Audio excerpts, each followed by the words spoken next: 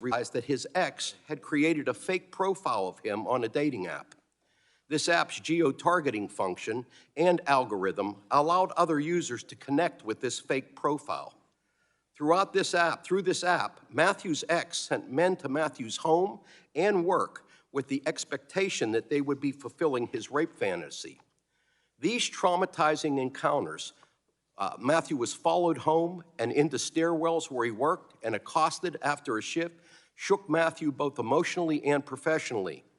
Matthew repeatedly asked the app to remove the fake profile. The app, however, did nothing. Wesley's family and Matthew share something in common. They were denied the basic opportunity to determine if these websites shared any legal blame, along with the users who posted the content. The question of whether the platform should be held liable, the companies that developed the algorithms, gathered the data, and profited off the users, was precluded by Section 230. They might not have won, but they never even had a chance to get their case tried. These are just two instances of Section 230 locking the courthouse doors to people with real-world injuries caused by online actions.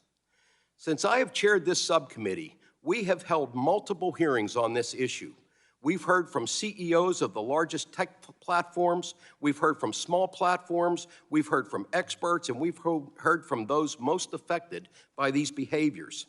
And these oversight activities didn't start with me, though. Republicans have been investigating this issue as well.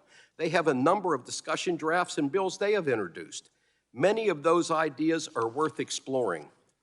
The concept of not providing immunity for platforms' algorithms, for example, are in both the Justice Against Malicious Algorithms Act that I've introduced and Mrs. McNorris-Rogers' discussion draft. There's a bipartisan desire to reform the court's interpretation of Section 230, and the American public wants to see us get things done. I urge all my colleagues, Republican and Democratic, to bring their ideas forward now, and let's work together on bipartisan legislation, because we can't continue to wait. The largest tech companies would like nothing more than for Congress to fight amongst itself while nothing happens. And they welcome those complaining about process, claiming that Congress doesn't understand or saying that this would break the internet, because these platforms don't want to be held accountable. The users suffering harm deserve better from us, and we will act. But for the pandemic, we would have some of these victims with us in the room today. And while they cannot be here in person, the family of Wesley is watching today. Matthew Herrick is watching today. And the advocates for children and marginalized groups and victims' rights are watching today. To start today, we will hear from experts about the harms we are seeing online. And our second expert panel will focus on proposals to reform Section 230. And in a little over a week, Chairwoman Schakowsky will continue this series in her subcommittee, reviewing legislation that can bring additional transparency and accountability for the problems we consider today. I want to thank all our panelists for joining us, and I look forward to their testimony. And with that, I yield the remainder of my time to Congresswoman Eshoo. Thank you, Mr. Chairman, for yielding to me. By way of background, I was on the conference committee for the 1996 Telecom Act, and I continue to strongly believe in Section 230's core benefit, which is to protect user speech. But algorithms select what content will appear, personalized for each user. The platform is then more than just a conduit, transferring one user's speech to others. Platforms should not be immune from courts examining if algorithmic amplification causes harms. And that's the core idea of the two bills I've co-led. So thank you, Mr. Chairman, for convening this highly important hearing, and I yield back. Gentlelady yields back. The chair now recognizes my good friend, Mr. Latta, the ranking member for the Subcommittee on Communications and Technology, for 5 minutes for his opening statement. Well, thank you, my good friend and chairman. I greatly appreciate it. And I also want to thank our witness panel for being here today to discuss potential legislative reforms of Section 230 of the Communications Decency Act. Republicans on the Energy and Commerce Committee are leading on ways to hold big tech companies accountable for the harms caused by their platforms. In January, we announced our Big Tech Accountability Platform, which began our efforts to take a comprehensive look at ways to reform Section 230. I am proud Republicans have been focused on and remain focused on reconsidering the extent to which big tech deserves to retain their significant liability protections. Every step of the way, we have encouraged our Democratic colleagues to join us in the quest to hold big tech accountable while evaluating how we can reform Section 230. We sought input from the public on their concerns with big tech, from stakeholders on ways to stop censorship while protecting small businesses and innovation, and from members of Congress on proposals that they have supported.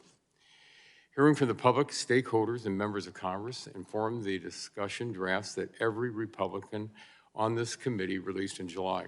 Our discussion drafts range from amending Section 230 to holding big tech accountable for taking down constitutionally protected speech and facilitating illegal drug sales to increasing transparency requirements on how social media companies moderate content. Section 230 became law in 1996 in response to several court cases, most notably Stratton Oakmont versus Prodigy Services, to allow online platforms to moderate unlawful or indecent content without fear of liability. It has two main components: a provision that exempts platforms from being liable for content that is posted on their site by a third-party user, and a second provision that exempts platforms from being liable for content that they remove in good faith. The internet has grown substantially since 1996, and it is clear big tech has abused this power granted to them by Congress. Enter the event panelist numeric password, followed by pound. They censor conservative voices and use algorithms to suppress content that does not fit their narrative. They hide research that shows the negative impact their platforms have on the mental health of our children.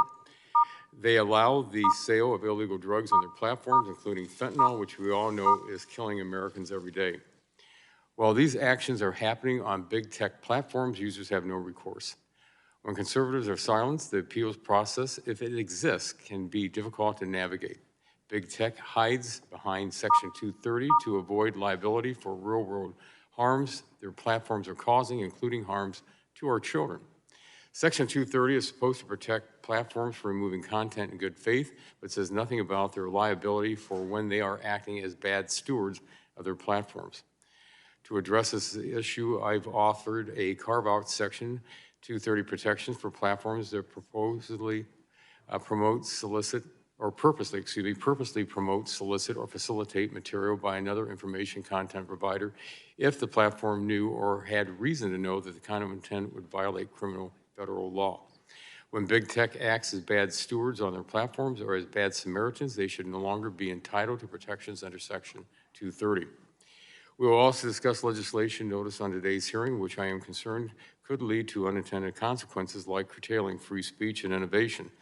Section 230 reform must be taken seriously, and any legislative proposal that eventually gets enacted must be thoroughly vetted. We're at a pivotal time for free speech in America. It is our generation's turn to uphold the rights on which our country was founded. I look forward to hearing feedback from the witnesses on the proposals in front of us today. And before I yield back, Mr. Chairman, I'd ask the unanimous consent that Dr. Burgess, who's not a member of the subcommittee, but a distinguished member of the full committee, be able to wave on to the committee. Yeah, without objection. Thank you very much. And with that, Mr. Chairman, I yield back the balance of my time. Gentleman yields back. Chair now recognizes Mr. Pallone for 5 minutes for his opening statement. Thank you, Chairman Doyle. Today's hearing is the first of two in which this committee will discuss legislative reforms to hold social media companies accountable. And we have two panels today. The first will focus on the insidious problems from which some social media platforms online are profiting. And the second will consider how reforms to Section 230 of the Communications Decency Act can play a part in addressing those problems. And then next week, in a Consumer Protection and Commerce Subcommittee hearing, we'll discuss how consumer protection-focused proposals can increase these companies' accountability to the public. Now, these two legislative hearings come after years of repeated bipartisan calls for online platforms to change their ways. Since 2018, we've held 6 hearings examining tech platforms' accountability, and our members have sent countless letters.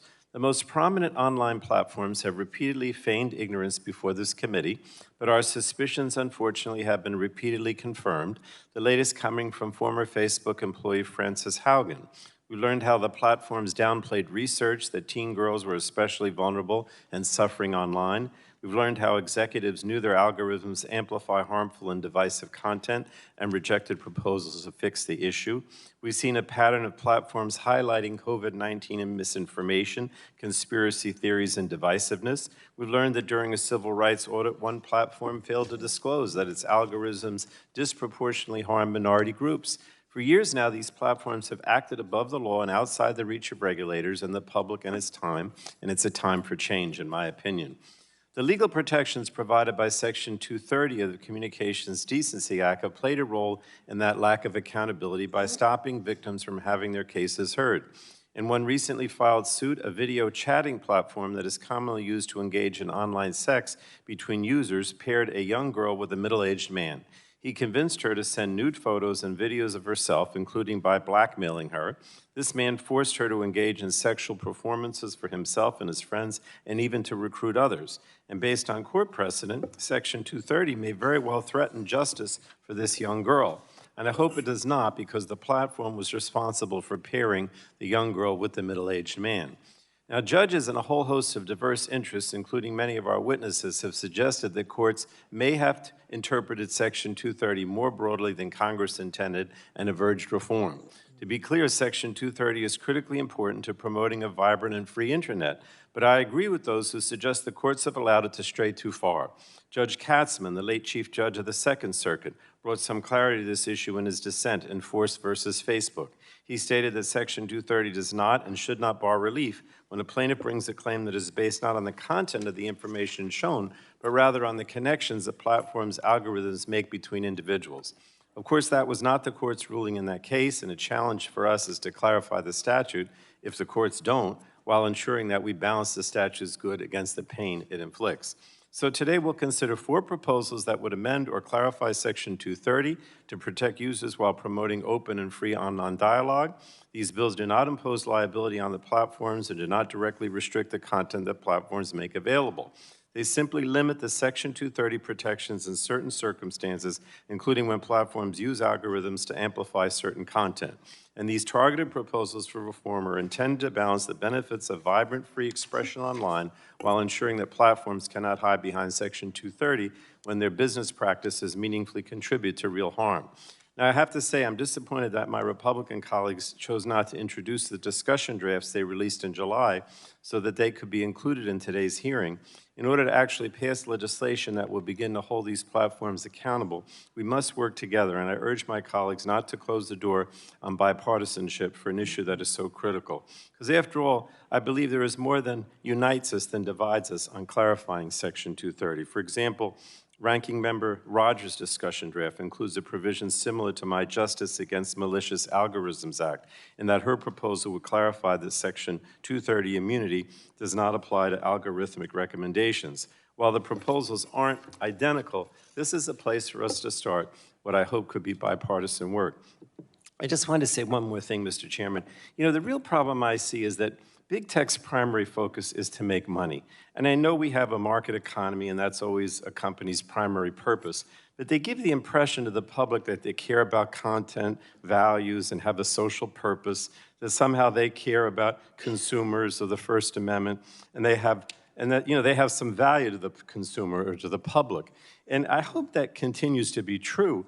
But if it is, then they should be held accountable to achieve these goals. You can't go out and say, I'm not primarily focused on making money, I want to help people, but then not be accountable for these bad actions. So I just wanted to mention that. Thank you, Mr. Chairman. Gentleman yields back. Chair now recognizes Mrs. Rogers for 5 minutes for her opening statement. Thank you, Mr. Chairman. Good morning. Big tech companies have not been good stewards of their platforms. I've been pretty clear with all the CEOs. Big tech has broken my trust. Big tech has failed to uphold the fundamental American principle, free speech and expression. Big tech platforms like Twitter and Facebook used to provide a promising platform for free speech and robust debates, but they no longer operate as public squares. They do not promote the battle of ideas. They actively work against it. They shut down free speech and censor any viewpoint that does not fit their liberal ideology. and big tech has exploited and harmed our children. In our March hearing with the CEOs, I asked the big tech companies why they deserve liability protections Congress provided for them more than 20 years ago. Unfortunately, their behavior has not improved, and we only have more examples of them being poor stewards of their platforms.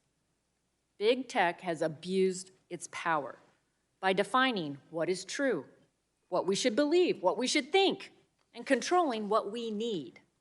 It's wrong.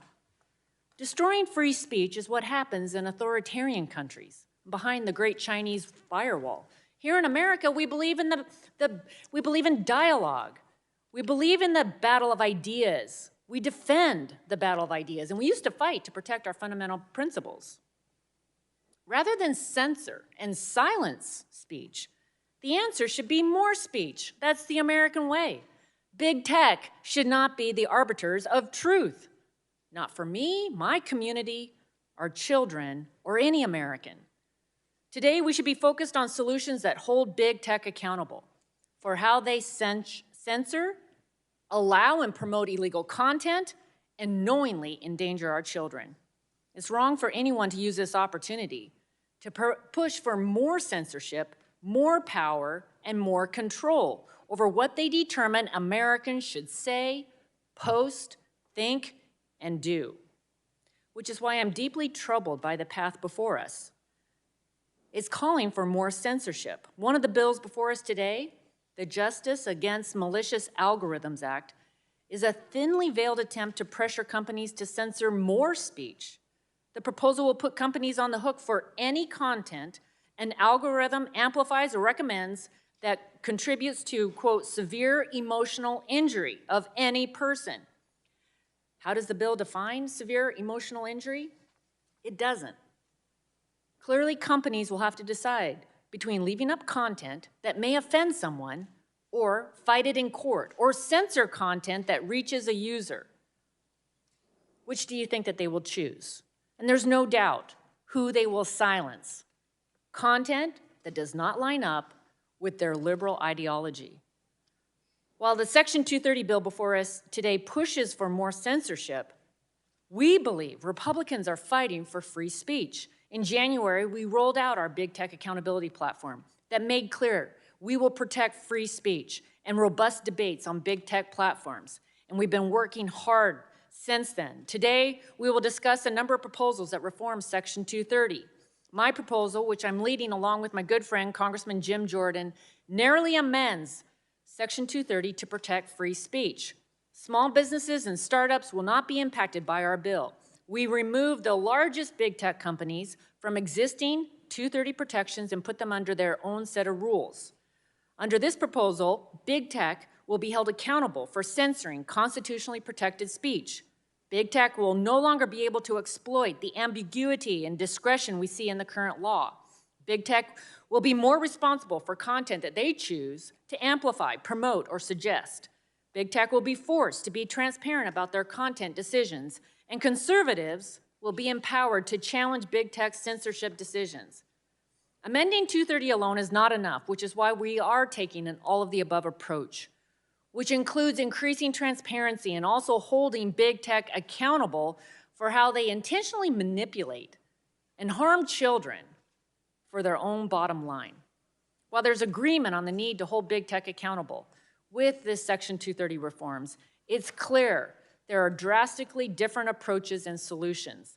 I look forward to hearing from the witnesses today, and I yield back. Gentlelady yields back. The chair would like to remind members that pursuant to committee rules, all members' written opening statements shall be made part of the record. So now I'd like to introduce our witnesses for today's first panel.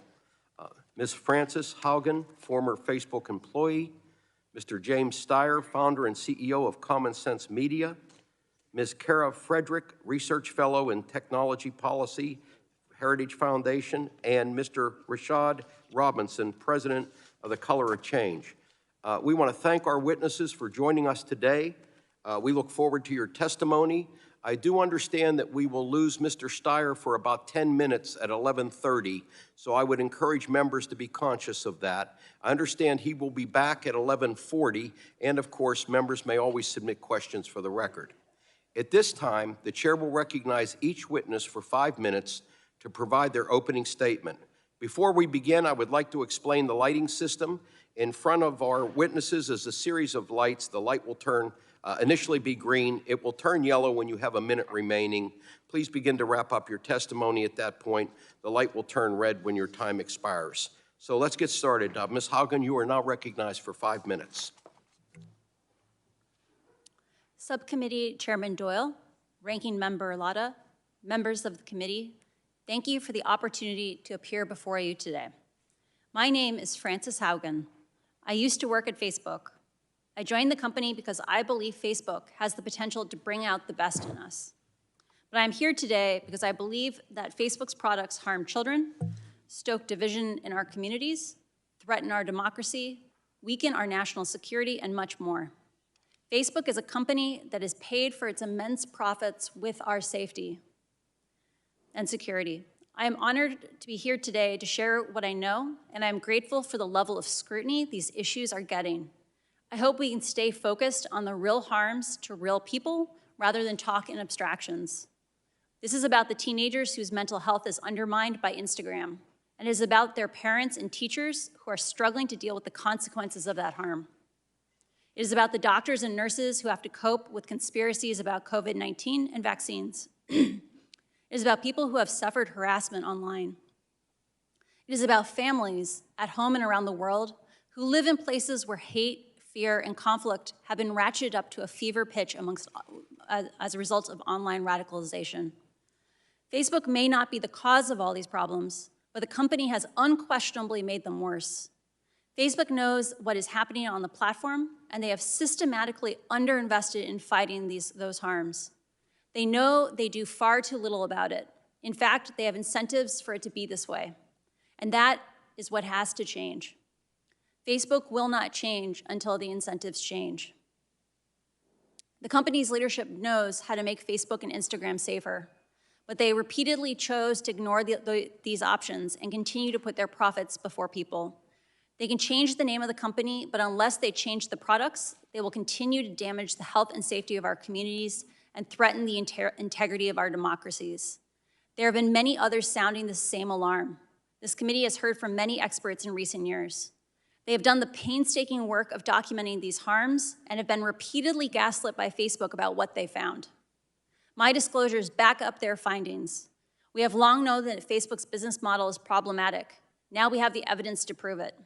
The documents I have shared with Congress speak for themselves. What I have to say about these documents is grounded in far more than my experience at Facebook.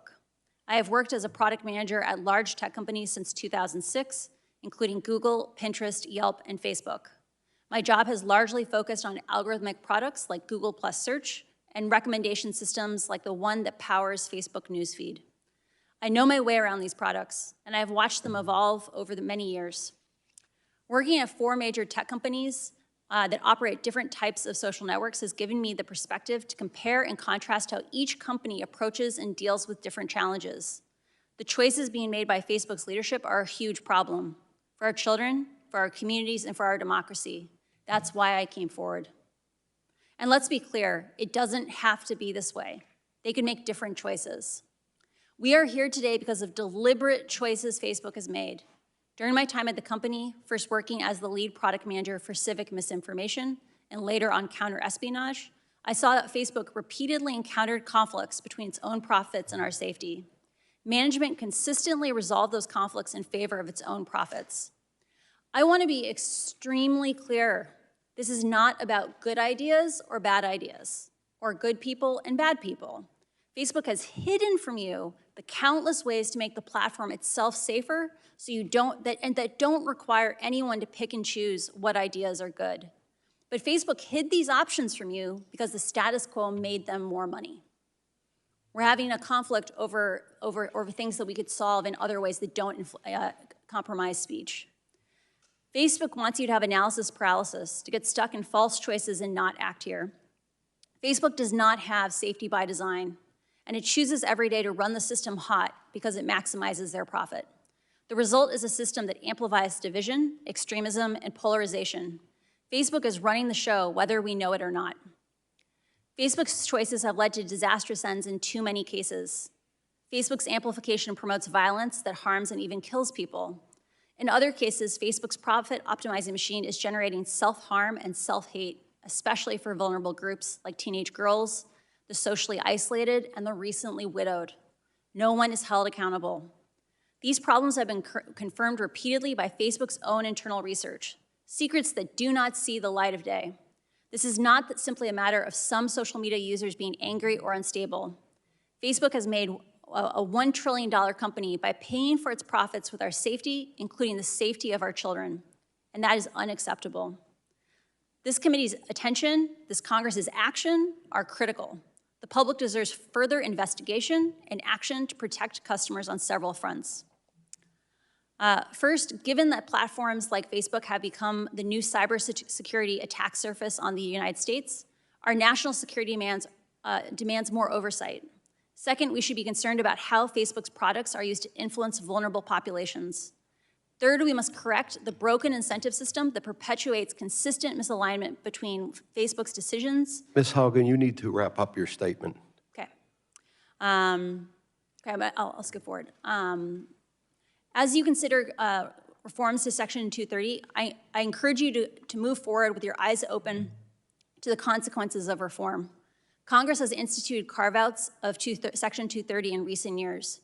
I encourage you to talk to human rights advocates who can help provide context on how the last reform of 230 had dramatic impacts on the safety of some of the most vulnerable people in our society, but has been rarely used for its original purpose.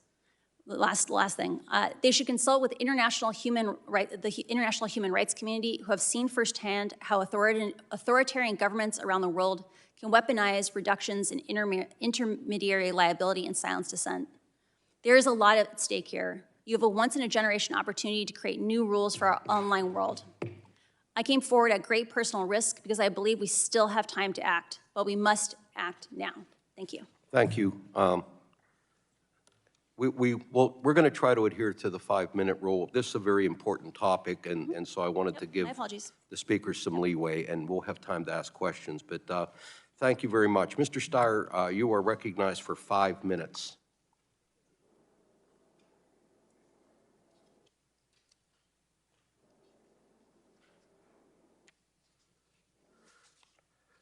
Do we have Mr. Steyer remotely? Please, thank you very much. There we go. Chairman, hey, there you go. Thank you very much, Chairman Pallone, Chairman Doyle, Ranking Member Rogers, and Ranking Member Latta, and all the distinguished subcommittee members. This is really a privilege and an honor to testify in front of you today. I am James P. Steyer. I'm the founder and CEO of Common Sense Media, the nation's leading children's media and nonpartisan advocacy organization. As many of you know, we have well over 100 million unique users, over 110,000 member schools, definitely in all of your districts. And we are a nonpartisan, powerful voice for kids and families here in this country. And the fact that you're having this hearing is actually remarkable and important. The other thing I would say is I'm the father of 4 kids, so I've lived through, over the past 20 years, the evolution of this extraordinary tech society that we've all lived through. And over the last nearly 2 years, the pandemic, where my kids have been going to school online and in distance learning. So as a parent, I see these issues. And I'd also mention, because I know the First Amendment will come up, that I've been a professor at Stanford for over 30 years teaching First Amendment law. So I'd be happy to speak to some of those issues as well as they intersect with some of the 230 issues. 10 years ago, I wrote a book called Talking Back to Facebook. The heads of the company at that point that Ms. Haugen just spoke about literally threatened to block the publication of the book. Part of the reason was there was a chapter in there about girls' and boys' body image and the impact of social media platforms on body image. And obviously, 10 years ago, the heads of that company, who I have met with repeatedly, knew that there were issues. And so when Frances Haugen came forward recently to talk about additional research that they know, it merely just shows you that not just Facebook, but all of the major tech companies are aware of the impact of their platforms on our society. The key is we are now at a watershed moment. And you have mentioned this in your opening statements, but it is true. We have literally been over a decade without major reforms for these companies. And we've assumed that in some cases they would self-police or self-regulate. Well, that's not true, and the record is clear. So the bipartisan leadership of this committee could not be more important and could not come at a more important time. And I would argue that in the next 3 to 6 months, the most important legislation, including some of the legislation that this subcommittee is considering today, will move forward and will finally put the guardrails on that America's children and families deserve. We all know that kids and teens are uniquely vulnerable online because their brains are still developing. They are prone to oversharing. They're not equipped to think through all the consequences of what they do, and they're spending more time online than ever before. So even though kids get a tremendous amount of benefits from the internet and from social media platforms, it's absolutely clear that we have to regulate them thoughtfully and carefully. And the moment is nigh, and Congress has a responsibility to kids and families in this country to act. My written testimony will give you more examples, but just a handful of details that I think we should all remember when we think about the impact of social media platforms on kids and families, and therefore the relevance of Section 230 and other laws. First, platforms drag kids down rabbit holes. They have led to issues like eating disorders, body dysmorphia, suicide ideation, and more. We could tell you stories as some of our opening statements, as some of you've done your opening statements of individual kids who've committed suicide or gone through extraordinary challenges as a result of these platforms and their harmful content. They literally feed off teens' desire to be accepted through their likes and their follows, and they enable sometimes harmful comment virally. So the bottom line is you have this bipartisan consensus with well over 100 million members. Common sense is out there in the field every day talking to families. This is not a Republican issue. This is not a Democratic issue. This is an American family issue. And you have the opportunity to do something very, very important now, and this is the time to act. Look, Ms. Haugen talked about the ways in which Facebook has acted with impunity for decades. Reforming Section 230 is clearly one big piece of the puzzle. But I would add that there must be a more comprehensive approach. You cannot just deal with Section 230. We also have to deal with privacy issues and other related issues. They're all one big comprehensive package. So the hearing next week will also be critically important. And passing revised COPPA and the KIDS Act and other things will matter. The bottom line is our kids and our families' well-being is at stake. You have the power to improve that and change that. The moment is here. Bless you for taking this on, and let's move forward together on a bipartisan basis. Thank you very much. Thank you, Mr. Steyer. Chair now recognizes Ms. Frederick for 5 minutes. Chairs Doyle and Pallone, Ranking Members Lotta and McMorris-Rogers, distinguished members. Thank you for the opportunity to testify today. I, too, used to work at Facebook. I joined the company after 3 tours in Afghanistan, helping Special Operations Forces target al-Qaeda, because I believed in Facebook's mission as well, the democratization of information. But I was wrong. It's 2021, and the verdict is in. Big tech is an enemy of the people. It is time all independently minded citizens recognize this. So what makes this moment different? Traditional gatekeepers of information, corporate media, the academy, various organs of the culture are captured by the left. As the past year has borne out, big tech companies like Google, Facebook, Twitter, and Amazon are not afraid to exercise their power in the service of this ideology. Big tech companies, they tell us not to believe our lying eyes, that viewpoint censorship is all in our heads. Tell that to the Gold Star mom who criticized Biden's Afghanistan withdrawal and was deleted by Facebook after the death of her son, a US Marine. Tell that to Allie Beth Stuckey, who had the temerity to say that biological men should not compete in women's sports before being suspended by Twitter. Tell that to Clarence Thomas, whose documentary on Amazon was deleted without explanation. Beyond these examples, which are legion, the confluence of evidence is irrefutable. Twitter and Facebook censor Republican members of Congress at a rate of 53-1 compared to Democrats. Twitter suspends conservatives 21 times more often than liberals. Facebook created 2 internal tools in the aftermath of Trump's 2016 victory that suppress right-wing content, media traffic, and reach on its platform. Google stifled conservative-leaning outlets like the Daily Caller, Breitbart, and The Federalist during the 2020 election season, with Breitbart's search visibility shrinking by 99% compared to the 2016 election cycle. Apple dumped the conservative-friendly Parler app as it sat atop its App Store. Google and Amazon Web Services did so as well. And these practices have distinct political effects. The Media Research Center found in 2020 that 1 in 6 Biden voters claimed they would have modified their vote had they been aware of information that was actively suppressed by tech companies. 52% of Americans believe social media suppression of the Hunter Biden laptop story constituted election interference.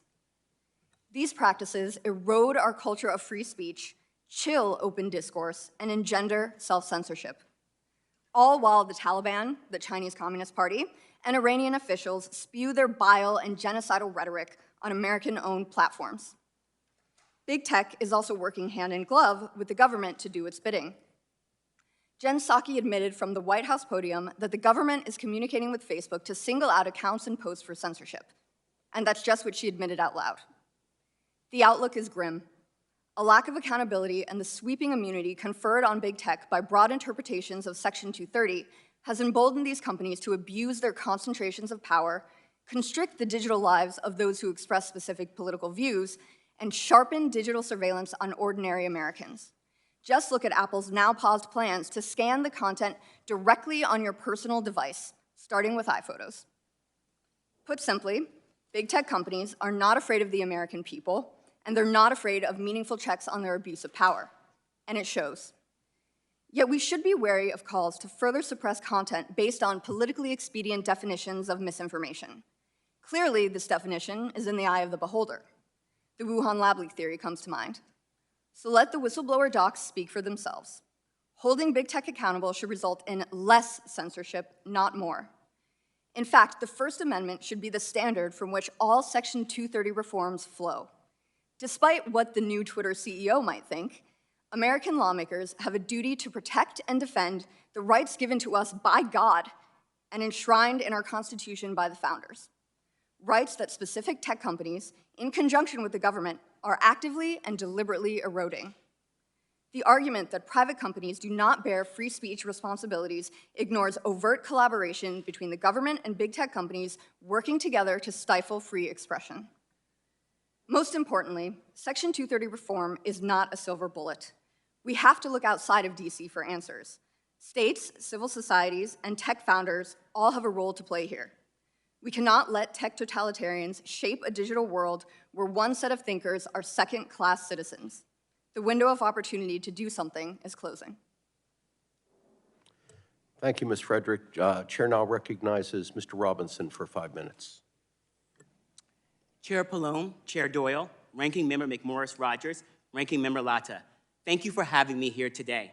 I am Rashad Robinson, President of Color of Change, the nation's largest online racial justice organization.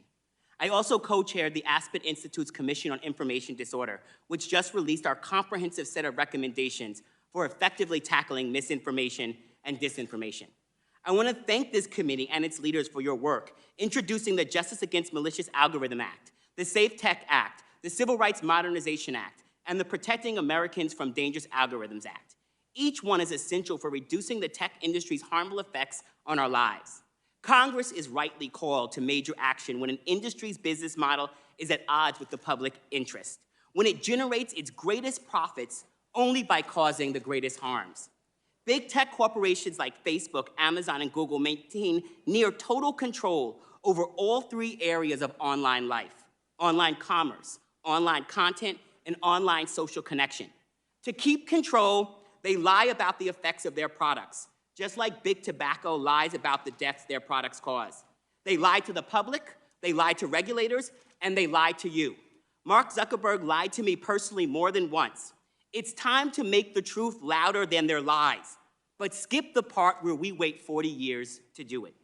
The most important first step is something we have more control over than we think, and that is drawing a bright, clear line between fake solutions and real solutions. Big tech would love for Congress to pass laws that mimic their own corporate policies. fake solutions that are ineffective, designed to protect nothing more than their profits and their power. And we can't let that happen.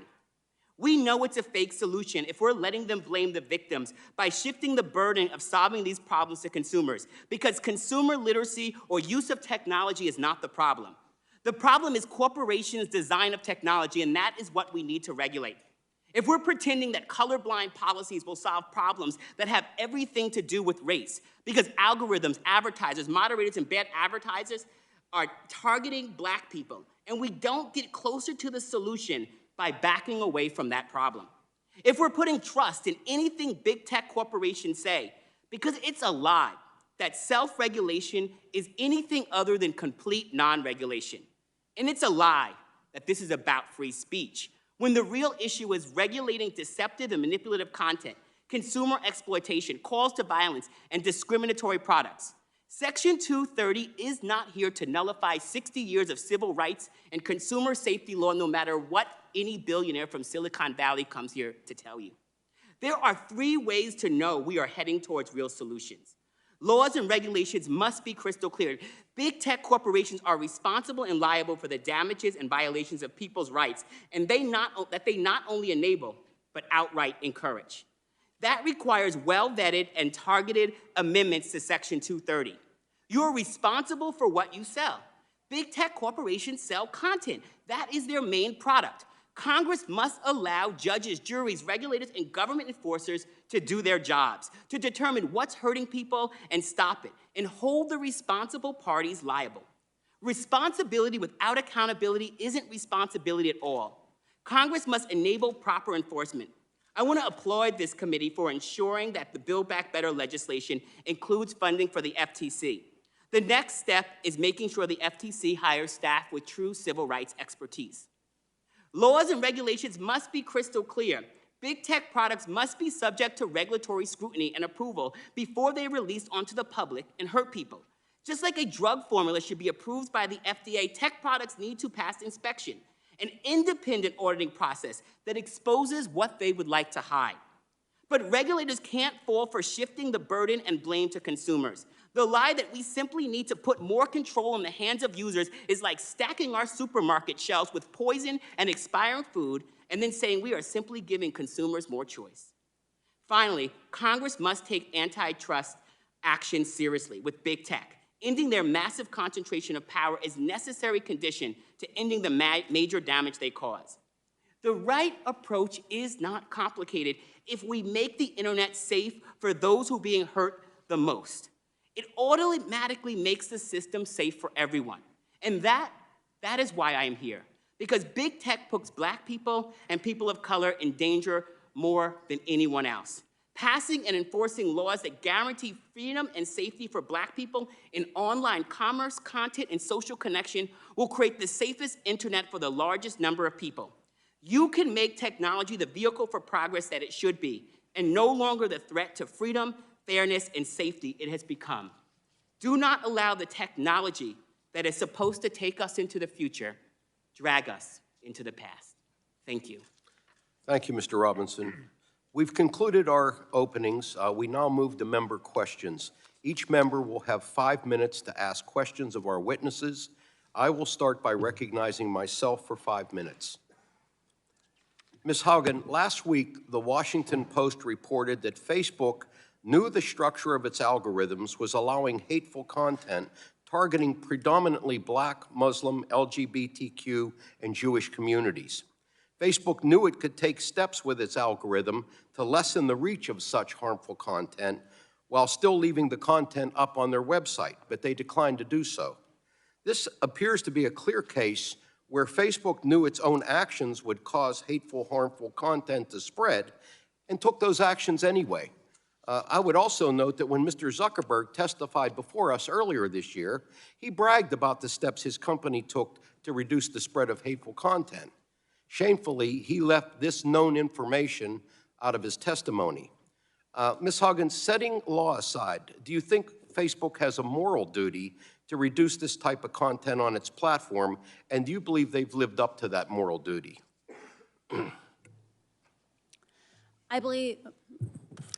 I believe Facebook has a moral duty to be transparent about the operation of its algorithms and the performance of those systems. Currently, they operate in the dark because they know that with no transparency, there is no accountability.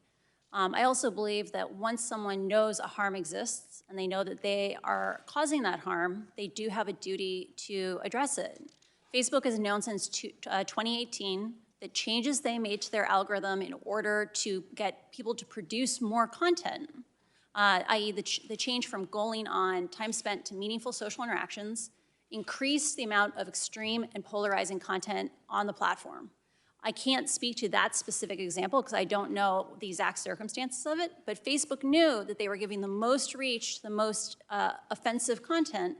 And I want to give you a very specific example on those. Let's imagine you encountered a piece of content that was actively defaming a group that you belong to. It could be Christians, it could be Muslims, it could be anyone. If that post causes controversy in the comments, it will get blasted out to those people's friends, even if they didn't follow that group. And so the most offensive content, the most extreme content, gets the most distribution. Yeah.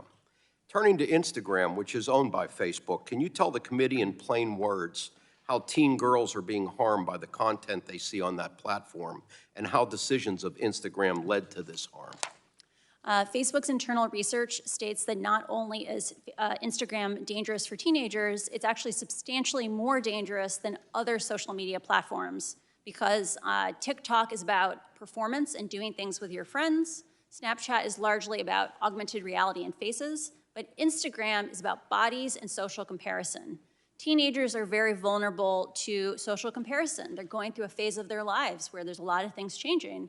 And what Facebook's own research says is that when kids fall down these rabbit holes, when the algorithm finds, like you start from something like healthy eating, and it pushes you towards anorexia content, you have the perfect storm where kids are put in vulnerable environments and then given the most extreme content. Yeah. Mr. Robinson, it's disappointing, if not surprising, to hear the lack of action on the part of Facebook after your negotiations with Mr. Zuckerberg. And I share your concern, which you discussed in your testimony, that highlights how not just the advertisers, but the platforms themselves can perpetuate discrimination. Can you discuss how you think targeted amendments to Section 230 can address some of the actions of the big platforms? Well, right now, we are all in this situation where we have to go to Facebook and ask for their benevolence in dealing with the harms on their platforms. Going to billionaires where every single day their incentive structure is growth and profit over safety, integrity, and security. And so we've done this before with other industries. Congress has done this before in this country with other industries, where we create rules that actually hold them accountable. And right now, whether it is their product design on what they recommend and what they lead you to, or it is in the paid advertisement and content, Facebook is completely not accountable. And the other thing that I think is incredibly important is that they believe that they do not have to adhere to civil rights law. They've said that before Congress, they've said that to us, and the idea that we are going to allow Silicon Valley companies and their lawyers to come here and say that there are some laws that they are accountable and some laws that they are not is outrageous. And I think that those targeted amendments to Section 230 both allow for free speech to exist, which any civil rights leader in this country will tell you that we value and believe in free speech while also having accountability for things that are absolutely not about free speech. Thank you. I see my time has expired. I will now yield to Mr. Latta, the ranking member, for 5 minutes. Well, thank you, Mr. Chairman. And Ms. Haugen, I can start my questioning with you. The documents you brought forward from your time at Facebook show that Facebook has intentionally misled the public about the research they have conducted about the impacts of their platforms, including the mental health of children. We've heard from the big tech companies, including Facebook, talk to us about how amending Section 230 will cause them to leave content up or take content down, depending on who they are speaking to. You spoke in your testimony about how Facebook puts its profits over people. If that is the case, how do you think Facebook would adapt to Section 230 reform where they would be held liable for certain content on its platform? Facebook has tried to reduce this discussion to the idea of, are we taking down enough content, are we leaving up too much content, that kind of thing. When in reality, they have lots and lots of ways to make the platform safer, product choices designed in the algorithm where it's not about picking good or bad ideas, it's about making sure that the most extreme polarizing ideas don't get the most reach. I don't know exactly how Facebook would adapt to 230 reform, but I believe that in a world where making a series of intentional choices to prioritize growth and running the system hot over having safer options, I would hope that pattern of behavior would be held accountable. Well, thank you. Ms. Frederick, you are a former Facebook employee and have done significant research on how these platforms censor content, including political speech, which they disagree. The platforms claim they do not censor based on political viewpoint. What's your response to that? My response is believe your lying eyes. Tech companies, they're not neutral gatekeepers of information. You can see the sourcing in my testimony of the litany of examples and new research that I went over in my opening testimony testifies to exactly what they're doing and how skewed it is against viewpoint, or big tech companies are against viewpoints. Talk to Senator Rand Paul, talk to Reverend Carl Truman, talk to Governor Ron DeSantis, talk to Steven Crowder, talk to Dr. Scott Atlas, talk to the Gold Star Mom, talk to Jim Banks, talk to Jenna Ellis, talk to Ally Beth Stuckey, talk to Mike Gonzalez, talk to Ryan T. Anderson. All of these American citizens have been victimized by these tech companies and by viewpoint censorship. So when tech companies say, look away, this is not actually happening, I say, believe your lying eyes. Thank you. Let me continue, Ms. Frederick. As part of the Big Tech Accountability Platform, I've offered draft legislation that would amend Section 230 to narrow liability protection for platforms that promote or facilitate content that the platform knew or had reason to believe violated federal criminal law. In short, if a platform is acting as a bad Samaritan, they would not receive Section 230 liability protection in those instances. How do you think, or what do you think about the impacts that this legislation would have if it would be enacted in the law? My thoughts are that you strip immunity when it's being abused. So if the abuses of this immunity continue, then you get rid of it. You get rid of the freedom from civil liabilities when it is being abused by these tech companies. It's as simple as that. You know, let me go back to your testimony because, you know, when you were talking, I believe it was 52 to 53 to 1 when it was conservatives to maybe liberal viewpoints.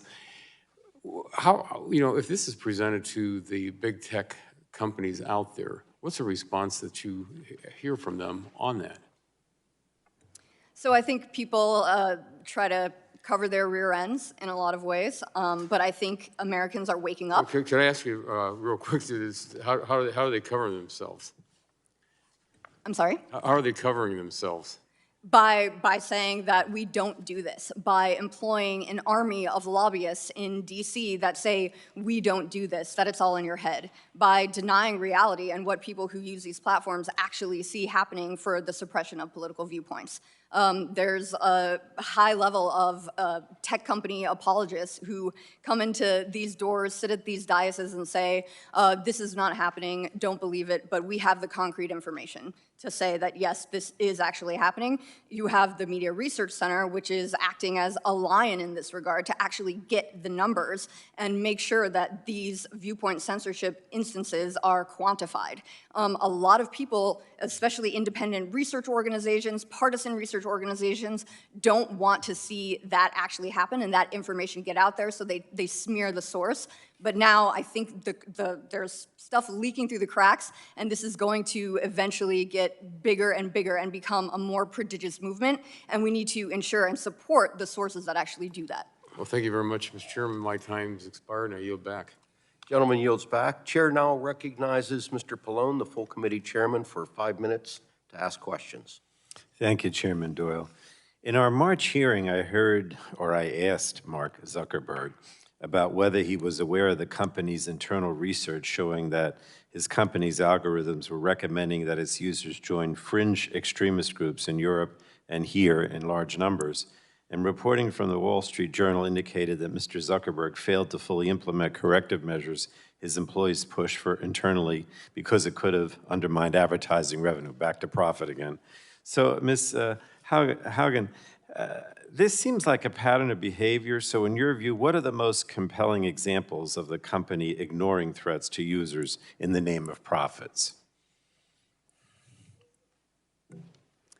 Facebook has known since 2018 that that the choices that they made around the design of the newsfeed algorithm were, while increasing the amount of content consumed, increasing the length of sessions, that it was providing hyper-amplification for the worst ideas. I'll give you an example. Groups, like most people think Facebook is about your family and friends. Facebook has pushed people more and more aggressively towards large groups because it lengthens your session, right? If we had a Facebook that was like what we had in 2008, it's about your family and friends, for free, you would get less hate speech, less nudity, less violence. But Facebook would make less money because your family and friends don't produce enough content for you to look at 2,000 pieces of content a day. Facebook has implemented policies like if you are invited to a group, even if you don't accept it, you will begin to receive content from that group for 30 days. And if you engage with any of it, it will be considered a follow. In a world where the algorithms pick the most extreme content from these mega groups and distribute it, that kind of behavior directly is Facebook promoting their profits over our safety. Light went back on. The internet and social media platforms have made it easier for civil rights groups and racial justice groups like Color of Change to organize around vitally important issues. However, you firmly demonstrated in your testimony how the current practices of these platforms have harmed Black and marginalized communities. So my question is, as we work to refine the proposals before us, can you describe how my bill, the Justice Against Malicious Algorithms Act, will help protect Black and marginalized voices online? Great. Well, first of all, you have a bill, so thank you, because I think that has been incredibly important, is moving towards action. But your bill removes liability for content information provided through personalized algorithms, or algorithms that are specifically tailored to specific individuals. And that essentially has been sort of one of the problems. It's doing something that, we can't wait. We've seen Facebook allow advertisers to exclude Black people from housing, exclude women from jobs, creating these sort of personalized algorithms that give people experiences that actually take us outside of hard-won and hard-fought victories we've had around laws, dragging us from the 21st century back to the 1950s.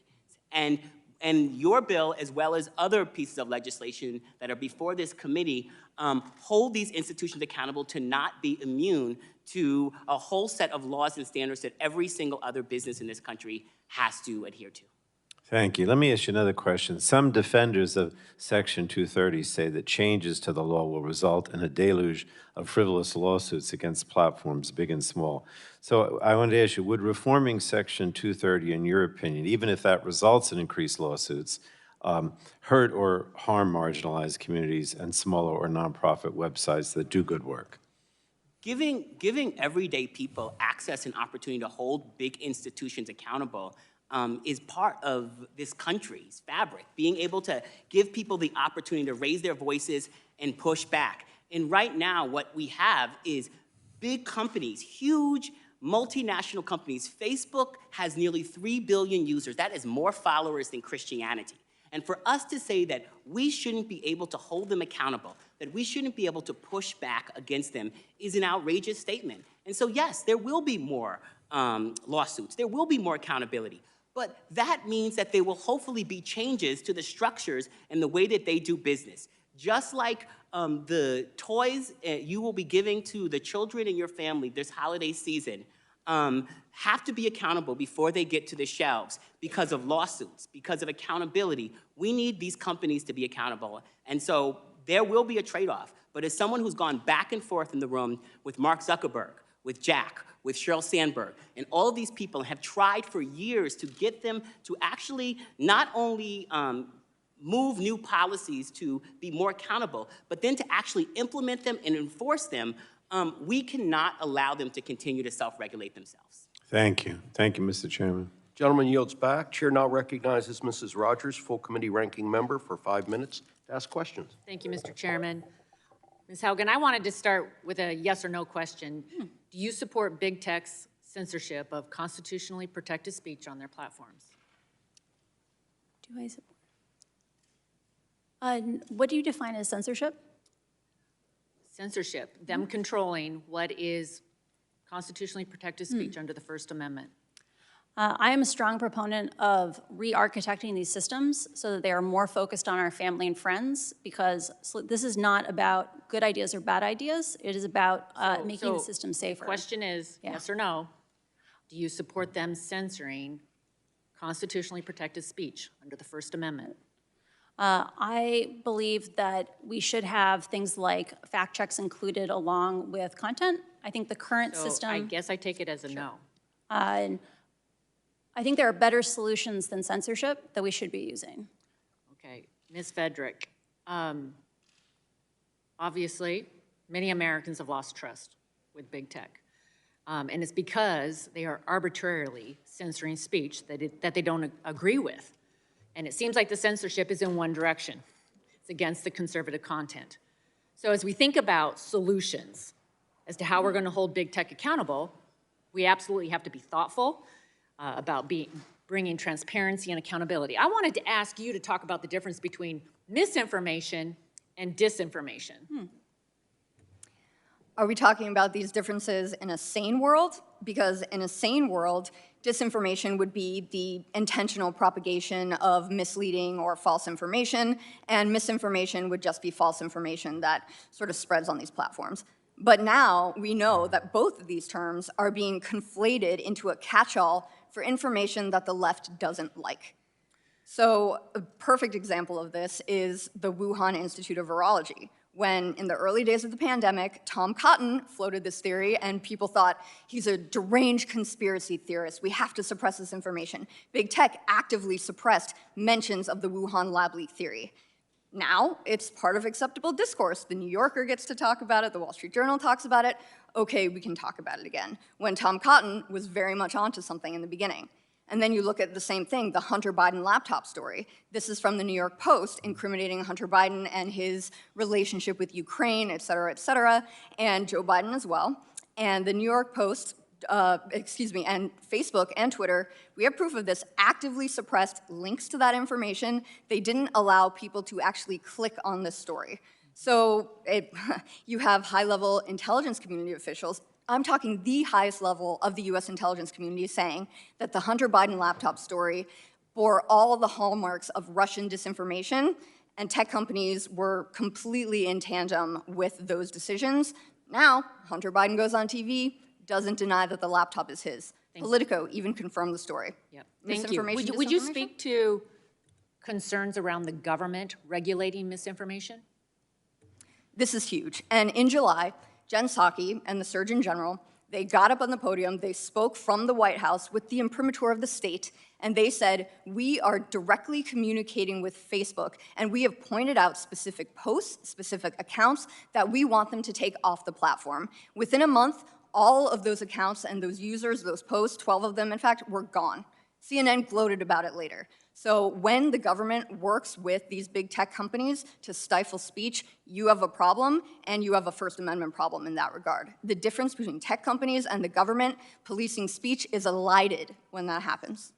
So I've been working on some legislation with Jim Jordan, and what it proposes is that it would remove those Section 230 protections for big tech when they are taking down the constitutionally protected speech. It also sunsets the new provisions in 5 years.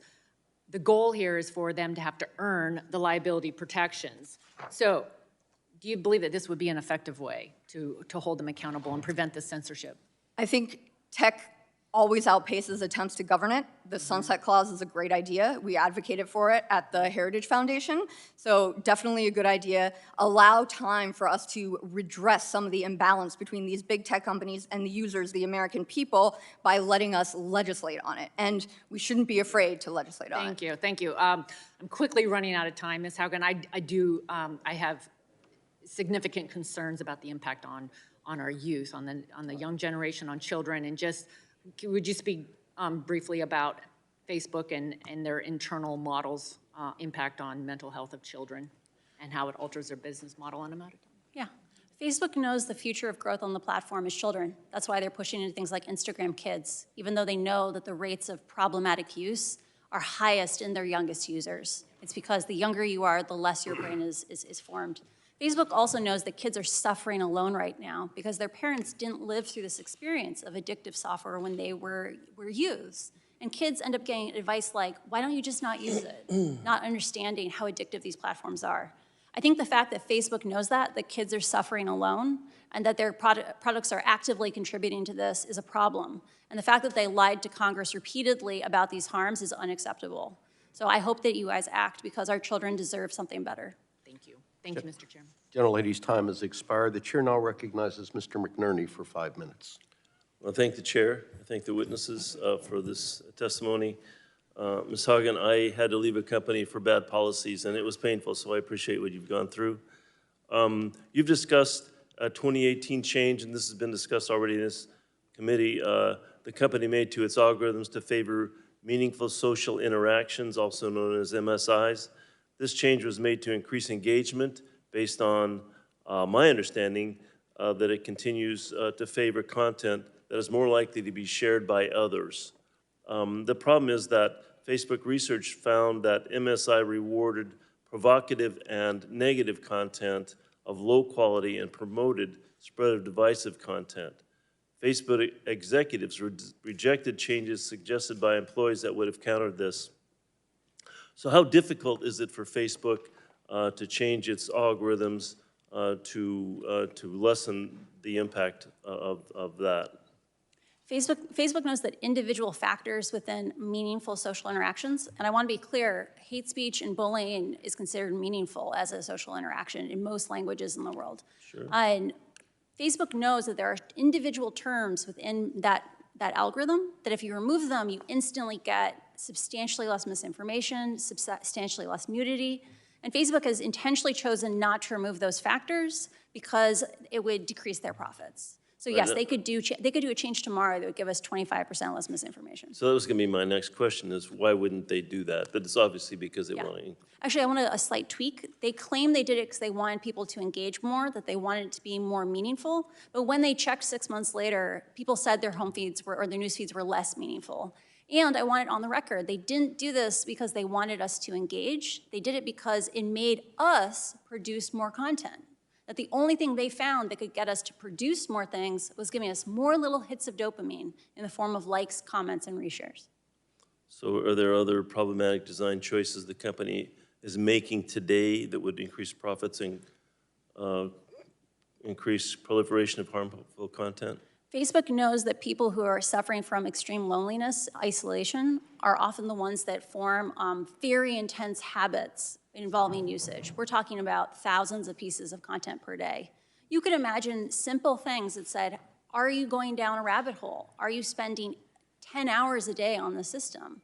Often when people get depressed or experience other things, they self-soothe. Like we see this with children all the time. Facebook could acknowledge this pattern and put a little bit of friction in to decrease these kinds of things, and it would help the most vulnerable users on the platform, but it would decrease their profits. Thank you.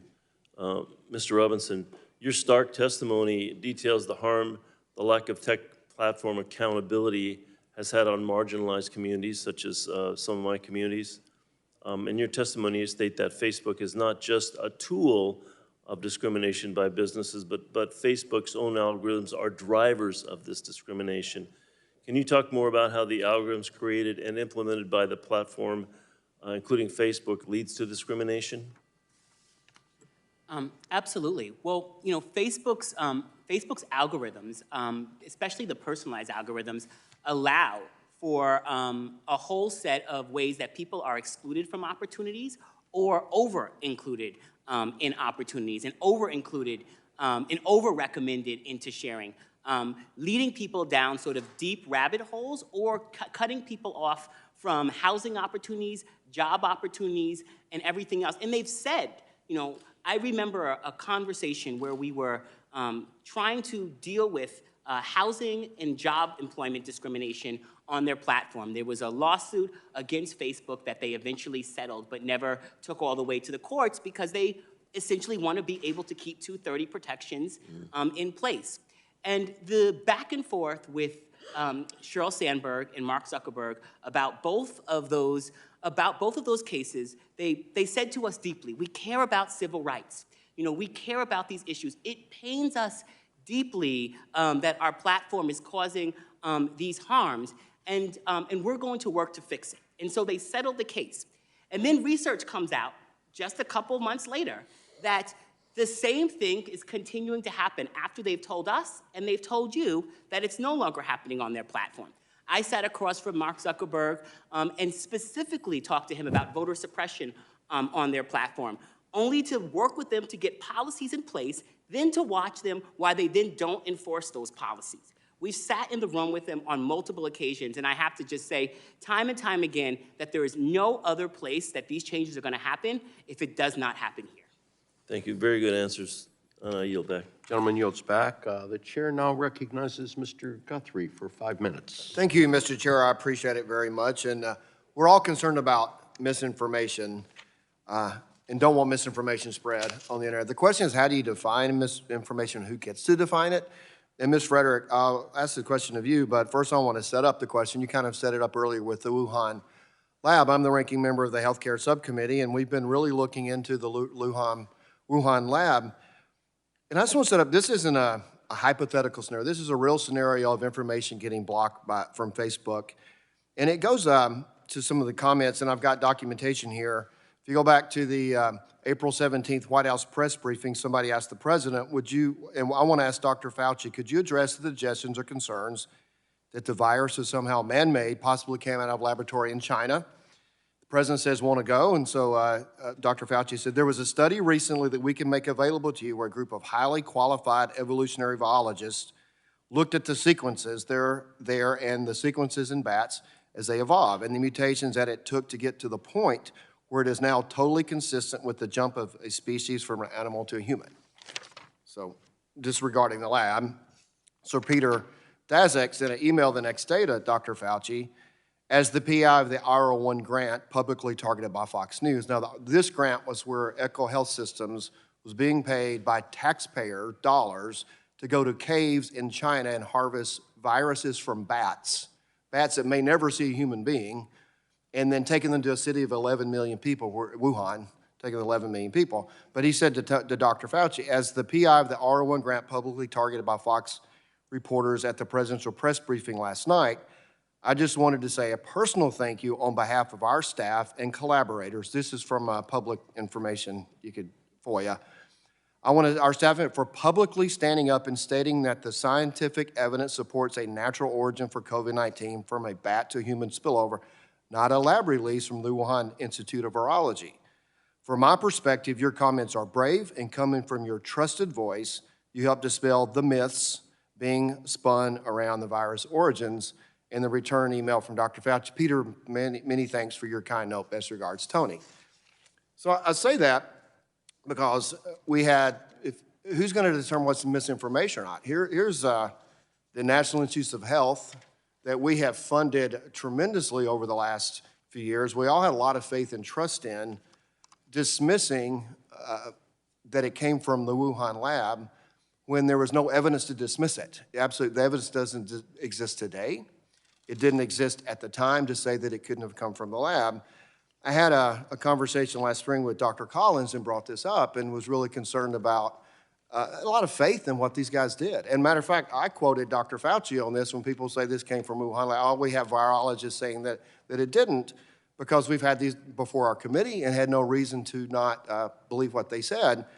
And when I talked with Dr. Collins, and if somebody wants to ask him to see if this is an accurate description of a phone call, I'll certainly welcome somebody to do that. But essentially, I said I'm disappointed in where it's coming because I've looked at a lot of evidence, and it really appears this could have come possibly, very more likely than not, through the lab. And he goes, well, it did originate in nature, so it's not man-made, it originated in nature. Now, if it went to a bat to a human, from bat to a mammal to a human, or bat to the lab or to the human, because it got leaked through the lab, we can't rule that out. So we're talking about that people will be calling myths, talking conspiracies, whatever, and the whole time they never could rule it out. And the reason it's relevant to this hearing is because Facebook took down, and I got to hear, any comments that it came from the Wuhan lab, man-made in the Wuhan lab. And on May 26th, I need to look at the dates I talked to Dr. Collins, it's pretty close. In light of the ongoing, Facebook posted, in light of the ongoing investigations of the origin of COVID-19, and in consultation with public health experts, we will no longer remove the claim that COVID-19 is man-made or manufactured. So my point is, we've got the top scientists at NIH, people that a lot of us had faith in and quoted, and now that regret that I quoted them to constituents who brought these things to my attention. And now we know that what they were saying, if you look at sparse the words, they might be saying the truth, but it wasn't accurate in terms of could it have somehow, the Wuhan lab was involved in moving forward. Now the preponderance evidence that it is. So Ms. Frederick, the question I have is, how did the social media platforms fail in this? And then who do we look to for expertise if we're gonna try to, well, I've used all my time, so you won't be able to answer, but how are we going to define what misinformation is and who gets to define that? Those are the questions we're going to have to address as we move forward, and I yield back. Thank you. Was there a question there? Gentleman yields back. Chair now recognizes Ms. Clark for 5 minutes. Good morning, and let me start by thanking Chairman Dole and Chairman Pallone for calling this very important hearing. I'd also like to thank all of our witnesses for joining us today to discuss accountability in tech, examining the harm done by the current governing rules governing the internet, and exploring targeted reforms to ensure that the rules and regulations which initially created the conditions necessary for internet use to flourish and to grow are not outdated in the face of the technological advances made this century. Under the leadership of Chairman Pallone and Doyle, this committee has worked for years to better understand and limit the spread of harmful content on social media platforms, and now is the time for action. As many social media platforms have moved away from chronological ranking to a more targeted user experience, the use of algorithmic amplification has become increasingly widespread while remaining opaque to users and policymakers alike. This use of algorithmic amplification has far too often resulted in discriminatory outcomes and the promotion of harmful content. The lack of transparency into how algorithms are used, coupled with big tech's increasing dominance in the world of online advertising and commerce, have seemingly incentivized business models that rely on discriminatory practices and the promotion of harmful content. My first question is for Mr. Robinson. You touched on this a bit in your written testimony, but could you expound on how this combination of a lack of transparency in an industry dominated by a few major players has been detrimental to communities of color, and how my legislation, the Civil Rights Modernization Act, would help? Absolutely. Well, your piece of legislation, Congresswoman, takes away liability shield claims when it comes to targeted advertising. And that's incredibly important because, as I've already stated, what we end up having is these companies creating all sorts of loopholes and backdoors to get around civil rights law. And in essence, creating an incredibly hostile environment. When it comes to the amplification of hate, big tech is profiting off of yelling fire in a crowded theater. And so I understand that we have these conversations about the First Amendment, but there are limitations to what you can and cannot say. And right now, the incentive structures and the business models of big tech, the recommendations, what they amplify and what they choose to amplify. In a conversation with Mark Zuckerberg about dealing with the deep impact of census disinformation on his platform, we were trying to have a conversation about a set of policies they could have put in place to deal with census disinformation. Mark decided to bring up a young woman, a young dreamer that he mentors in East Palo Alto, and told the story of her being a DACA recipient. And he was afraid that if he limited in some way census disinformation, that it would limit her from being able to express concern given the challenges that happened around DACA. My response was, well, what other decisions does this young woman get to make at Facebook? And is she putting millions of dollars behind her post? Because if she's not putting millions of dollars behind her post, then in fact, maybe her friends won't even see it on the platform. But this is essentially what we're dealing with, and this is why we're before Congress. Because at the end of the day, self-regulated companies are unregulated companies. And Facebook and their billionaires will continue to put their hands on the scale of injustice as long as it makes them more money. and only Congress can stop them from doing it. And Congress has done this before in the past when it comes to other companies which have harmed and hurt us, and that's why we're here. Thank you. Mr. Steyer, your testimony focused on many of the negative impacts of algorithmic amplification and prolonged screen time on children and young people. This is something I'm very concerned about, particularly because we cannot yet fully understand the long-term impact as the children of today grow into leaders of tomorrow. Can you please explain for the committee how companies use Section 230 protections to continue these dangerous practices? Sure, and I think that Ms. Haugen has actually also referenced that, Congresswoman Clark. And the truth is this, because of the fact, and we're using Facebook as an example, but don't forget there are other social media platforms that act similarly. Because they focus completely on engagement and attention, this is really an arms race for attention. What happens is kids are basically become addicted to the screen because of the design techniques. Actually, Congresswoman Schakowsky can have a hearing next week about it. But the bottom line is they are trying to, the business model encourages engagement and a constant attention. And that is very damaging to children because it means they spend more and more time in front of a screen. And that is not a healthy thing. So that is the fundamental business model that leads to the focus on attention and engagement that is damaging to children. Thank you very much for the question. Thank you, Mr. Chairman. I yield back. Gentlelady yields back. The chair now recognizes Mr. Kinzinger for 5 minutes. Well, thank you, Mr. Chairman, and thank you all for being here. This hearing is important and timely. I find the underlying subject is growing, tiring at the same time. We ask social media companies nicely to change their operations for the public good. We hold hearings. We warn of major legislative and regulatory changes, and nothing gives. They nibble around the edges from time to time, usually when major news stories break, but things continue to get worse over time and not better, which is why I've been working for years now to find reasonable and equitable policy solutions.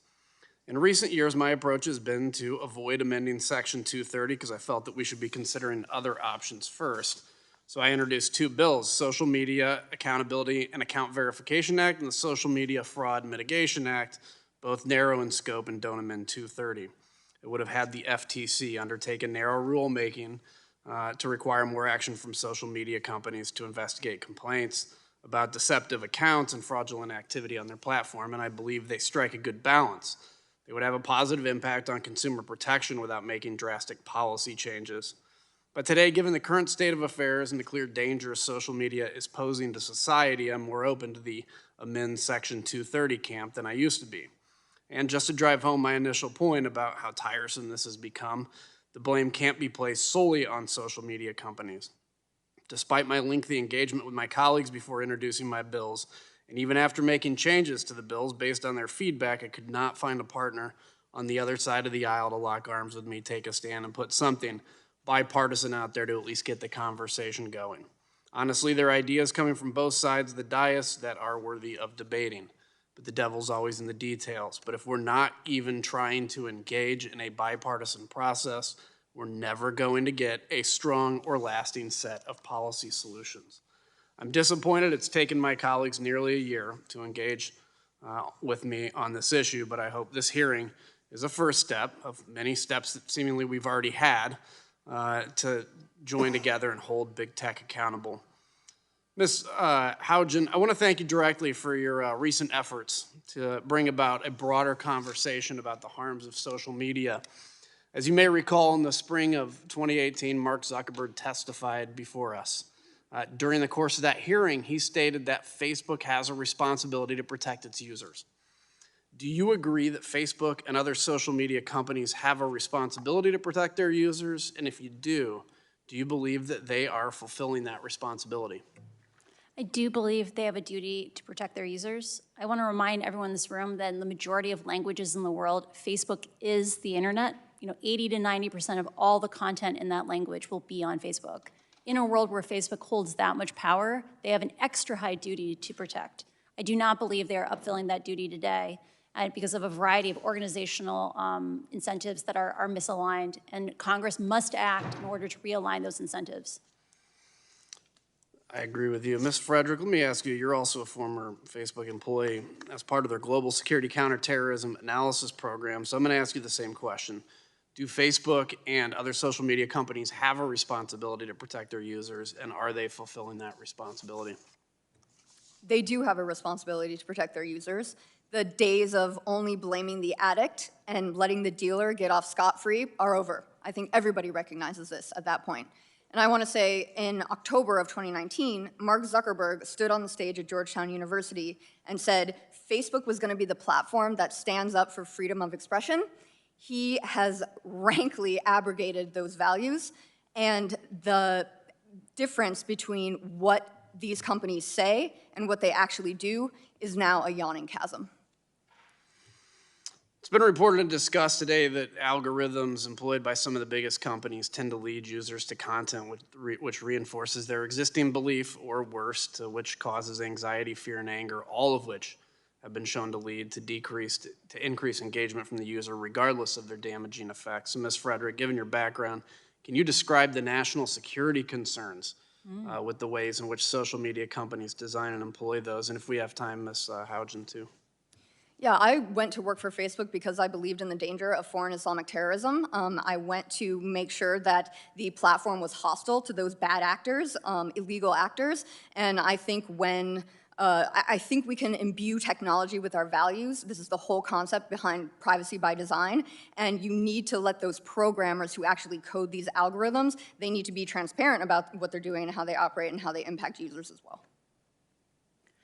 I am extremely concerned about Facebook's role in things like counterterrorism or other counter-state actors that are weaponizing the platform. Facebook is chronically underinvested in those capacities, and if you knew the size of the counterterrorism team for the threat investigators, you'd be shocked. Like, I'm pretty sure it's under like 10 people.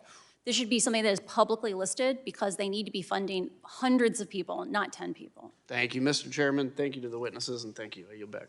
Gentleman yields back. Chair now recognizes Mr. McEachin for 5 minutes.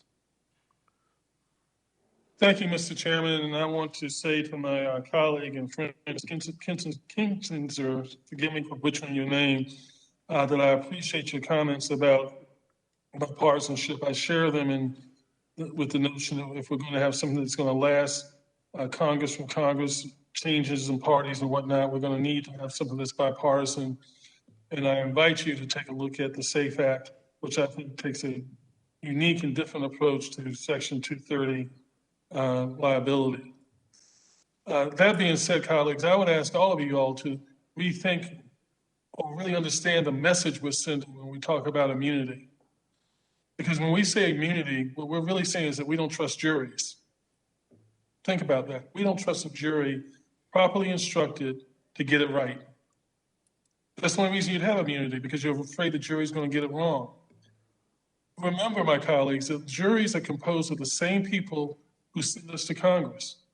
They're the people who trust us to make trillion-dollar judgments, to decide war and peace, to decide any number of things. If they're wise enough to do that, why are we so arrogant to believe that they're not wise enough, when properly impaneled, properly instructed by a jury, that they can't get it right? And so I want you to start thinking about immunity in that context as we go forward, if you would be so kind to do so. I'd like to direct my first question, Mr. Chairman, to the color of change, Ms. Robinson. And I note that you say that there are 3 ways that we know we're headed towards a real solution. And the first one jumps out at me and says that laws and regulations must be crystal clear. Now, when I came to Congress, I was just a small-town lawyer trying to make good, and I don't know what an algorithm is from a rhythm and blues section, quite frankly. But I do know how to say that immunity is not available if you violate civil rights. Immunity is not available for any number of legal actions. That's the approach the Safe Tech Act takes. Do you see that as meeting your first criteria? Can you comment on how and if you believe the Safe Act will ultimately help with big tech abuses? Absolutely, I do believe that it meets that mark. I believe that it meets the mark because the fact of the matter is that Facebook, Twitter, Google, Amazon, they've all come before you and have explained that they are not subject to civil rights law, and that they can get around the laws on the books and create all sorts of harms through the choices that they're making. And right now, we need a set of laws that make it so that they are not immune. And your point around juries, and I would add regulators, I would add sort of the infrastructure that we have in this country to hold institutions accountable, gets thrown out the window when we're dealing with tech companies out in Silicon Valley, because somehow they exist on a completely different plane and are allowed to have a completely different set of rules than everyone else. And the fact of the matter is freedom of speech is not freedom from the consequences of speech. This is not about throwing someone in jail. This is about ensuring that if you say things that are deeply liable, if you incite violence, if you incite hate, that you can be held accountable for that. And that if you are recommending folks to that and you are moving people through paid advertisement and your business model is amplifying that there is accountability baked into it. And I don't understand why we continue to let these platforms make billions of dollars off of violating things that we have worked hard in this country to move forward on. And that, I think, is why really understanding the difference between solutions that are real and solutions that are fake, and I think the SAFE Act gets us there as one of the pieces of piece of legislation that we need to consider. Mr. Robinson, I would ask you, do you agree with me that just because the immunity is removed doesn't mean the plaintiffs are all of a sudden going to win every lawsuit? No, of course not. And I don't think anyone here believes that. But what it does mean is that we end up actually being in a place where there can be some level of accountability. And you don't end up having a situation where Mark Zuckerberg or Sheryl Sandberg or Jack or anyone else can come here and sit before you and lie about what their platforms are doing, decide when they're going to be transparent or not, and walk away and feel like absolutely no accountability. And this is not just impacting Black communities, this is impacting evangelical communities, this is impacting LGBTQ communities, this is impacting women, it's impacting people at the intersection of so many different experiences in life that we have allowed these companies to operate in ways that is completely outside of what our rules should look like. Thank you, Mr. Chairman.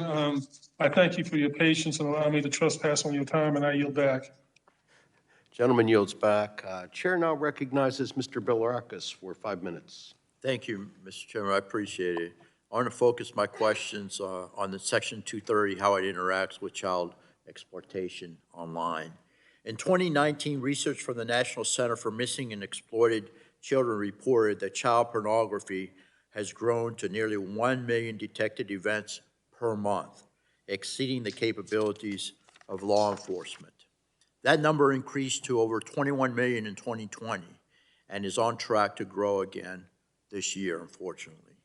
Mrs. Frederick, if a tech company knows about a particular instance of child pornography on its platform, but decides to ignore it and permit its distribution, would Section 230 prevent the victim from suing the tech company? I would say that given Section 230's broad interpretations by the courts, companies have historically avoided liability for hosting similar content. Okay. As a follow-up, if a brick and mortar store knowingly distributes child pornography, can the victim sue that particular business, in your opinion? Yes, obviously. Thank you. I don't see any reason why we should be giving special immunities, Mr. Chairman, to online platforms that don't exist for other businesses when it comes to a business knowingly exploiting our children and facilitating child pornography. It would be a discredit to us all to allow this to continue, which is why I have a public bill draft, I think you can see, that seeks to end this despicable protection. So I request bipartisan support in this matter. I think we have agreement. In general, I believe we have agreement. And this is a very, very informative hearing, Mr. Chairman, and thank you for calling it. I yield back the balance of my time. I know you'll like that. And by the way, the Pirates do have a bright future. Thank you. I can only hope you're right about that, Gus. Let's see. Chair recognizes Mr. Vesey for 5 minutes. Mr. Chairman, thank you very much for holding this very important hearing on 230. It's really timely and critical that we start talking about how we can move the needle on this issue and hold big tech accountable.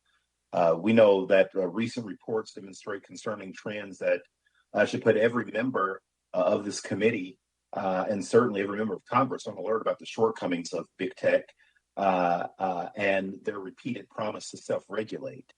I'm optimistic that we can get something done because I really do think that social media platforms are no question a major source of and a dominant source of news now in our lives, whether it's entertainment, personal connections, news, even local news, advertising. All of that happens in the social media world. But we also continue to see social media platforms acting in a problematic way. In some instances, even endangering the lives of very young kids. And today is no different. Social media platforms continue to behave without an honest, solution-oriented approach to stop the spread of misinformation, to manipulate public opinion. And we know rampant disinformation about things like voter fraud is still present in our communities. And as this new variant of COVID-19 lurks around the corner, Congress really needs to act now so we can stop the misspread of misinformation around COVID-19 and this new variant that's about to come through. It's very disconcerting to think about some of the things that we're about to hear about this new variant that's just a bunch of BS. And while social media platforms continue to flourish and the number of users they are able to keep on their platform, the number of reported harms associated with social media is just one of many consequences we are seeing as a result of big tech business practices. For instance, the Anti-Defamation League says that about 41% of Americans experience some form of online harassment next year. So doing nothing is not an answer. We have to do something. And I think that we can do that. And I wanted to ask the panel a question. Again, there's no doubt that big tech companies have just been flat-footed when it comes to getting ahead of removing harmful content and disinformation on the most popular social media platforms. Ms. Frances Haugen, you mentioned numerous times during your interview on 60 Minutes that you wanted to show that Facebook cares about profits more than public safety.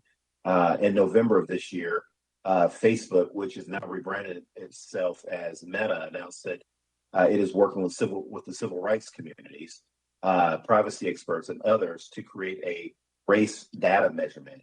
Given your experience and background in the field, can you talk about how Facebook incorporates such recommendations into these types of measuring tools? And is there a criteria or a set of guidelines that Facebook is considering when shaping the product?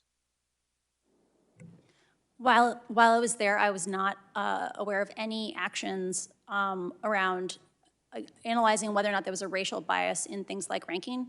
One of the things that could be disclosed by Facebook but does not is the concentration of harm on the platform. So for every single integrity harm type, every safety harm type, a small fraction of the users are hyper-exposed to that harm. It could be misinformation, it could be hate speech, and Facebook has ways to report that data in a privacy-conscious way today that will allow you to know whether or not harms across the platform were equally borne. But they don't do it. So with this new tool that they're talking about creating, do you see any potential drawbacks to creating such measurement, which is supposedly one to increase fairness when it comes to race in the U.S. on this platform? Is there anything that we should be on the lookout for? When I was working on narrowcast misinformation, we developed the system for segmenting the U.S. population in a privacy-conscious way. We looked at the groups and pages that people interacted with and then clustered them in a non-labeled way. So we're not assigning race to anyone, we're not assigning any other characteristics, but we're looking at, when we look at consistent populations, do they experience harms in an unequal way?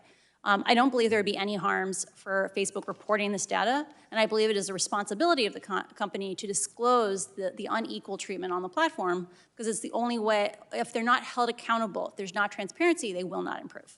There's no business incentive for them to get this more equitable if it comes at a loss in profits. Thank you very much. Mr. Chairman, I yield back.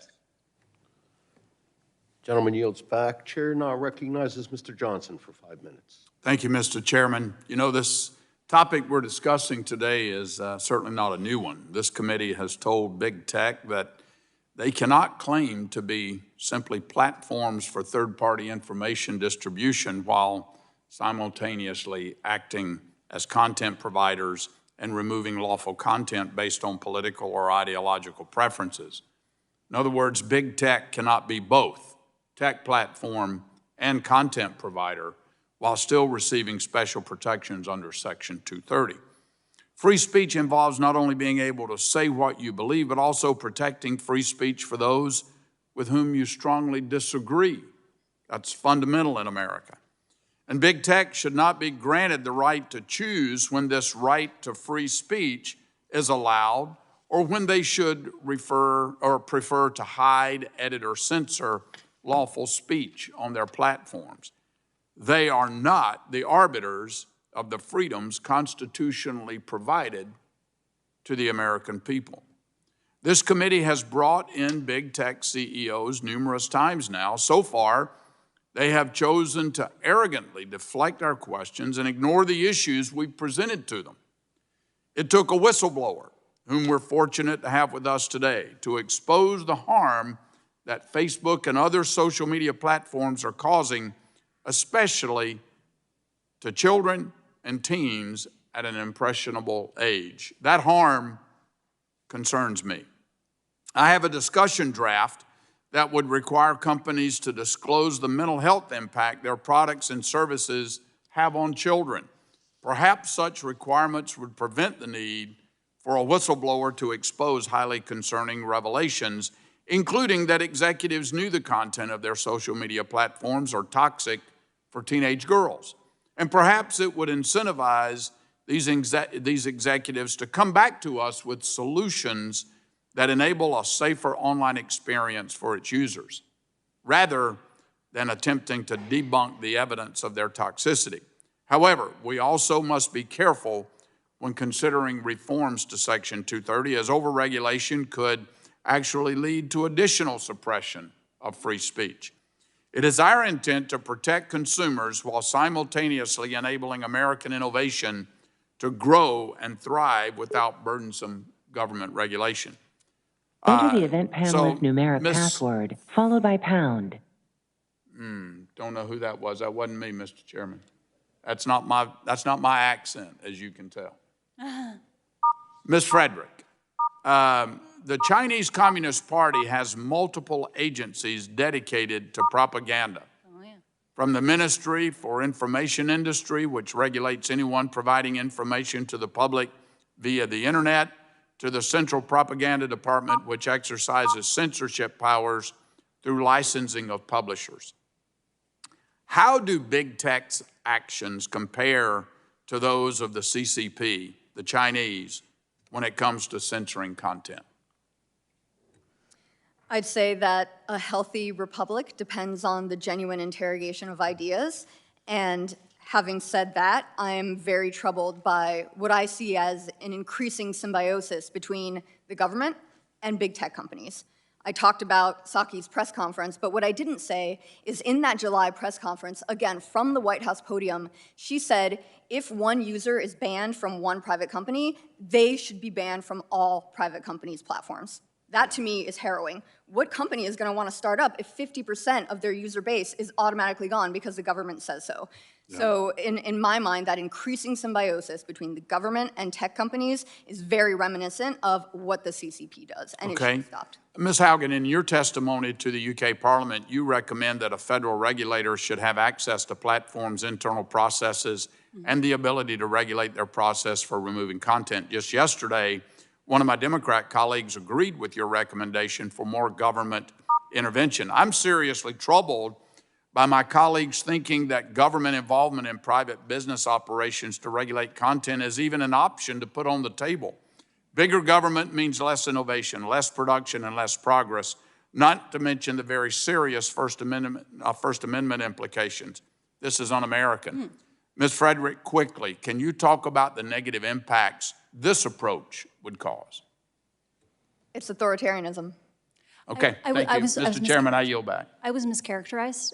The only thing I've advocated for is transparency and the government mandating that Facebook must articulate what it's doing to solve problems. Because today, they lie to us, they give us false data when they rarely give any data, and they always just say, we're working on it. They never actually give progress. So I just want to clarify my opinions. Gentleman Okay, yields thank you. back. I yield back, Mr. Chairman. Chair recognizes Mr. Soto for 5 minutes.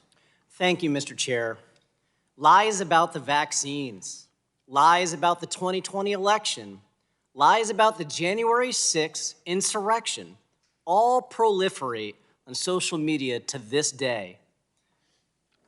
It seems like as we're working on key reforms like protecting civil rights, accountability for social media companies, protecting our kids, the main opposition by Republicans today, the talking point of the day, is they want a license to lie, the right to lie without consequence, even though deliberate lies are not free speech under New York Times v. Sullivan, according to our Supreme Court. What was scenario number one? Tom Cotton, Senator Cotton, referring to his Wuhan lab theory. He literally said, quote, "We don't have evidence that this disease originated there," to the New York Times. Yet radical right-wing media then goes on to say the virus is part of China's biowarfare program. That's a terrible example to use. And then after President Trump was impeached for collusion with Ukraine, you want to talk about a Hunter Biden laptop? Really? I'm deeply concerned about how these things are already spreading in Spanish language media as well. I got to speak to Mr. Zuckerberg in March about that, and he said there's too much misinformation across all these media. He mentioned deterministic products like WhatsApp, and they also said, quote, "There were certainly some of this content on Facebook, and it's our responsibility to make sure that we're building effective systems that can reduce the spread of that. I think a lot of those systems performed well during this election cycle, but it's an iterative process, and there are always going to be new things that we'll need to do to keep up with the different threats we face." Then I asked him to commit to boosting Spanish language moderators and systems on Facebook, especially during election season, to prevent this from happening again.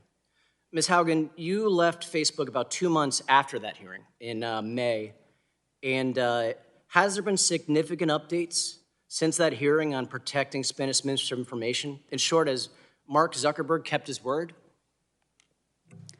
I do not know the progress of the company since I left. I do know before I left, there was a significant asymmetry in the investment in safety systems. We live in a very linguistically diverse country, and yet Facebook has overwhelmingly, 87% of its budget for misinformation is spent exclusively on English. All the rest of the world falls into that remaining 13%. When we live in a linguistically diverse society where there aren't safety systems for non-English speakers, we open up the doors to dividing our country and being pulled apart because the most extreme content is getting the most distribution for those populations. And you had mentioned specifically in other hearings about Ethiopia and the concern with there. Can you go into that a little more? We are seeing a trend in many countries around the world where parties are arising based on implying that certain populations within their societies are subhuman, right? One of the warning signs for ethnic violence is when leaders begin to refer to a minority as things like insects or rodents, right? Dehumanizing them. At the same time, because Facebook's algorithms give the most reach to the most extreme content, Facebook ends up fanning the flames of this extremism around the world. And in the case of Ethiopia and Myanmar, that's resulted in people dying. Thank you, Ms. Haugen. Mr. Robinson, we also see a lot of lies and misinformation related to the vaccines. How has misinformation impacted communities of color taking the COVID-19 vaccine? Well, because of the ways in which Facebook is not transparent about their algorithms, transparent about how ads can be deployed, we actually don't have a full understanding of what we're dealing with. Because, we are dealing with, deep levels of deceptive and manipulative content, content that gets to travel and can travel far within subsects of communities, but without any clarity of what's happening until it's sometimes far too late, until you can't actually deal with it. The ways in which money can be put behind those for paid advertisement to sell people things that are not approved, that haven't been tested. In opening statements, we heard about drugs being sold online and being marketed through algorithms, and that's exactly what we're seeing when it comes to Black communities. And Mr. Robinson, sorry, my time's limited. Would you say misinformation reduces vaccination rates among communities of color with the COVID-19? It can both reduce vaccination rates and increase people going down rabbit holes of using all sorts of untested drugs. Thank you. My time's expired. Gentleman yields back. Chair now recognizes Mr. Long for 5 minutes. Thank you, Mr. Chairman, and thank you all for being here today.